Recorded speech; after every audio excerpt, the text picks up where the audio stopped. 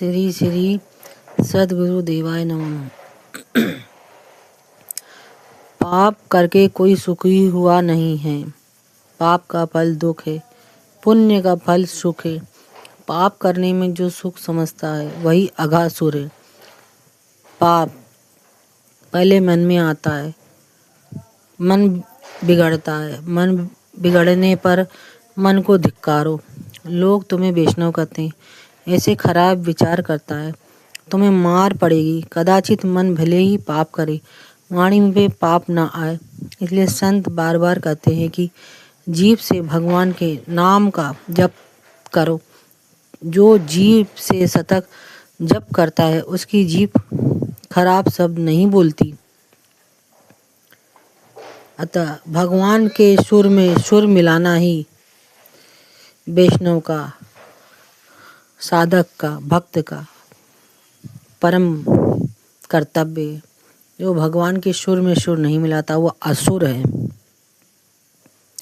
अतः सकल भूमि गोपाल की, संपूर्ण ब्रह्मांड तिनके से लेके पहाड़ तक के स्वामी श्री ठाकुर हैं।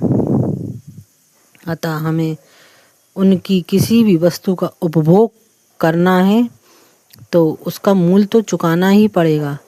चाहे आप भजन करके, परोपकार करके, संत साधु की सेवा करके, भगवान का नाम जप कर, कीर्तन करके, सत्संग के द्वारा, क्योंकि ऋणी होने पर पुनः पुनः जन्म लेना पड़ता है।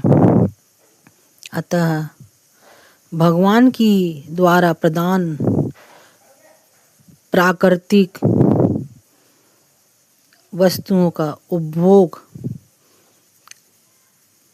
करना और उसका ऋण न चुकाना, यह हमारे दुख का कारण बनता है। अब फल मिलने पर, नाम का आश्रय लेने पर संभालना, नाम को पढ़ रहा है, इसी प्रकार संत गुरु जन को भी चिंता में डाल देते हैं। हम अतः सावधान, अब आगे और पाप न बने हमसे। पाप हम करें, कष्ट नाम को हो, गुरुजन को हो, मित्रों को हो, कभी नहीं। पाप हमने किया है तो उसका दुख भी हम ही को वहन करना पड़ेगा, अन्य कोई नहीं करेगा। अतः सृष्टि की वस्तुओं का उपभोग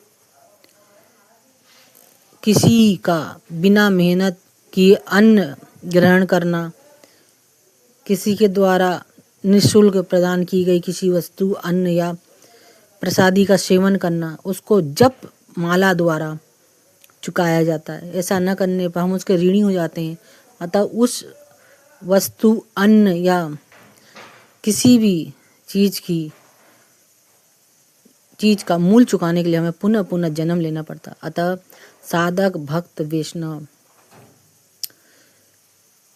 अपने को अनुशासन में रखते हुए किसी की वस्तु, सेवा, अन्न, धन का सेवन करने से बचें, जिससे हम ऋणी ना हों।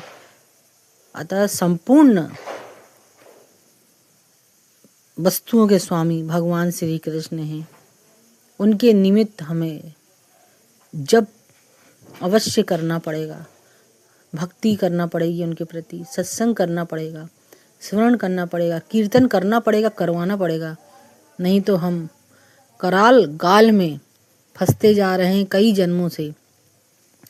पुनः पुनः कितनी योनियों में भटक भटक कर पुनः अपना ऋण चुकाने मनुष्य रूप में आते हैं और फिर ऋणी हो जाते हैं। फिर 84 की योनियों में भटकते हैं, फिर योनियां भटक कर फिर आते हैं ऋण चुकाने फिर।